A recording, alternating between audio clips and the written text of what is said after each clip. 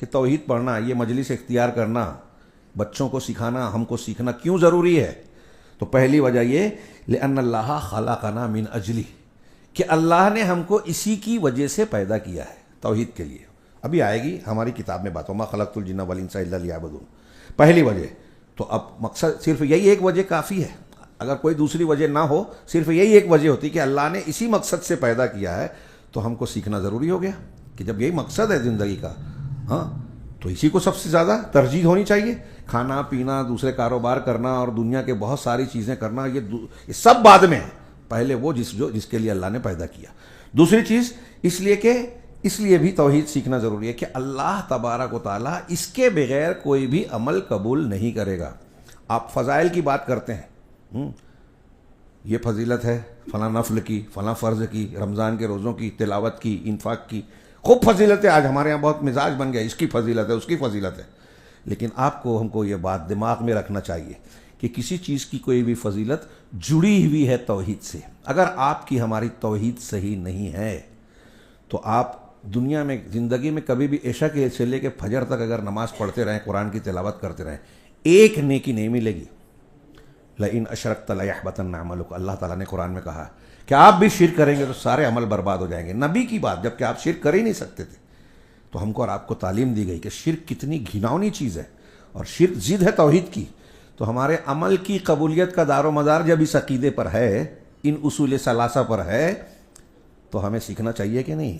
دنیا کی کسی بھی چیز سے زیادہ فکر اس کی ہونی چاہیے.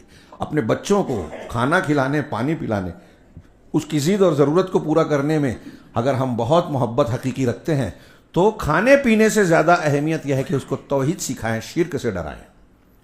سب سے پہلی ضرورت. کیوں؟ اس کے بغیر کوئی عمل قبول نہیں ہوتا. تیسری جو وجہ بتائی کہ جنت میں توحید والے کے علاوہ کوئی انسان داخل ہو ہی نہیں سکتا. شرک کرنے والے پر جنت حرام ہے. شرک ایسی نجاست اور خباثت ہے کہ جنت کی پاکیزہ زندگی کے لائق نہیں ہے، اور مشرک آدمی جہنم میں جلتے جلتے بھی گندگی سے صاف نہیں ہوگا، اس لیے جنت کے لائق کبھی نہیں ہوگا. انہ من یشرک باللہ فقد حرم اللہ علیہ الجنہ ومأواہ النار وما للظالمین من انصار. یہ اللہ کا فرمان ہے کہ جو اللہ کے ساتھ شرک کرے گا اس پر اللہ نے جنت کو حرام کیا ہے، ہاں، جہنم اس کا ٹھکانہ ہے، اور ظالمین کا، مشرکین کا کوئی مددگار نہیں، کوئی نبی، کوئی پیر، کوئی فرشتہ، کوئی نہیں بچا پائے گا. تیسری چیز، جنت میں صرف توحید والا جائے گا. تو اگر ہم کو جنت میں جانا ہے تو توحید سیکھنا ہے. چوتھی بات کہ یہ حسنات اور نیکیوں کو بڑھانے کا سبب ہے. اگر آپ توحید والے ہیں تو یہ خود آپ کی نیکی میں اضافہ کرنے کا اور گناہوں کا کفارہ بننے کی صلاحیت رکھتا ہے. اللہ کے رسول صلی اللہ علیہ وسلم فرمایا کہ اللہ کہتا ہے کہ تو اگر مجھ سے ملاقات کرے گا اس حال میں کہ میرے ساتھ شرک نہ کیا ہو، اور زمین بھر کے اگر گناہ بھی لے کے آئے گا، لیکن شرط یہ ہے کہ شرک نہ کیا ہو، تو میں زمین بھر کے معافی اور مغفرت کے ساتھ تجھ سے ملوں گا. ہاں، پانچویں بات کہ یہ برائیوں کو، ایک تو نیکیوں کو بڑھانے کا، توحید ہے تو اس میں بڑھتا ہے. میں نے دلیل یہ آگے والی دے دی کہ برائیوں کو کا کفارہ مٹانے کا سبب ہے، جو بھی میں نے دلیل دی اس سے ثابت ہوتا ہے. نیکیاں بڑھانے کی بھی دلیلیں ہیں. اسی طرح یہ ہدایت اور امن کے استقرار کا سبب ہے. مسلمان آج پریشان ہیں، اسرائیل سے خطرہ ہے، یہاں کے فرقہ پرستوں کا حملہ ہے، لوگوں کے خلاف کی سازشیں ہیں، ان سے بچنا ہے. تو کیا سب سے بڑا نسخہ ہے؟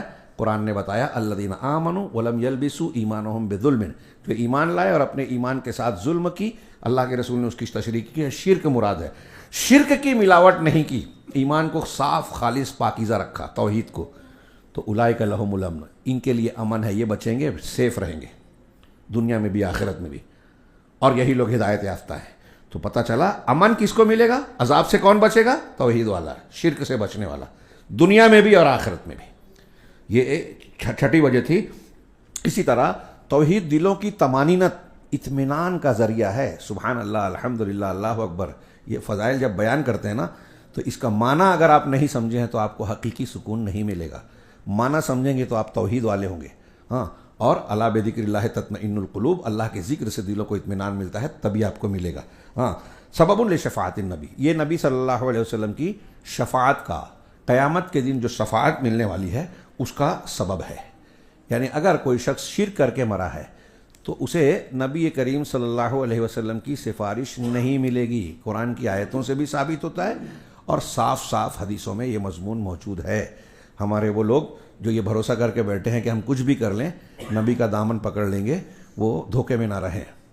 اگر شرک پہ مرا ہے تو اللہ کے نبی صلی اللہ علیہ وسلم اپنے چچا ابو طالب کی طرح ان کو جہنم سے نہیں نکلوا سکیں گے. حضرت ابراہیم اپنے باپ کو نہیں بچا سکیں گے. نوح علیہ السلام اپنے مشرک بیٹے کو. یہی ایک بات کافی ہے یہ جو میں بیان کر رہا ہوں.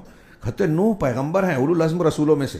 حضرت ابراہیم کا کیا مقام ہے؟ امام ابو الانبیاء، اللہ کے رسول صلی اللہ علیہ وسلم کے بعد انبیاء میں سب سے اونچا درجہ. لیکن ان کے باپ چونکہ شرک پہ مرے ہیں اس لیے اپنے باپ کو وہ جہنم میں جانے سے نہیں بچا پائیں گے.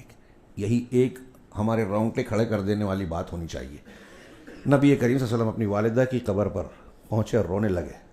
حضرت عمر فاروق اور صحابہ نے پوچھا آپ کو کس چیز نے رلایا؟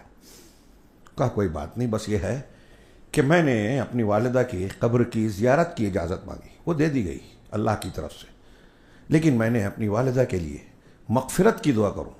نبی سید المرسلین خاتم النبیین رحمت للعالمین کہہ رہے ہیں کہ اپنی والدہ کے لیے میں نے یہ اجازت مانگی اللہ سے کہ مجھے، یہ صحیح مسلم میں ان کے لیے مغفرت کی دعا مانگنے کی اجازت دے دی جائے، تو مجھے اس کی اجازت نہیں دی گئی. تھوڑی دیر کے لیے سوچیے، ہل جانے والی بات. مسلم شریف کی ایک حدیث میں ایک صحابی کے جواب میں کہا میرے ابا کہاں ہیں؟ کہا جہنم میں. وہ جانے لگے تو واپس بلایا، کہا تمہارے باپ اور میرے باپ دونوں جہنم میں. صحیح حدیث یہ ہے. جھوٹی حدیث بیان کرتے ہیں کہ اللہ کے رسول نے قبر سے اپنے ماں باپ کو نکالا، کلمہ پڑھایا اور واپس ڈال دیا. موضوع حدیث ہے، یہ صحیح ہے دونوں. تو سوچئے نبی صلی اللہ علیہ وسلم سید المرسلین اپنے ماں باپ کو جہنم سے نہیں بچا پائیں گے. کیوں؟ اس لیے کہ توحید نہیں تھی. کتنا ضروری ہے یہ سیکھنا.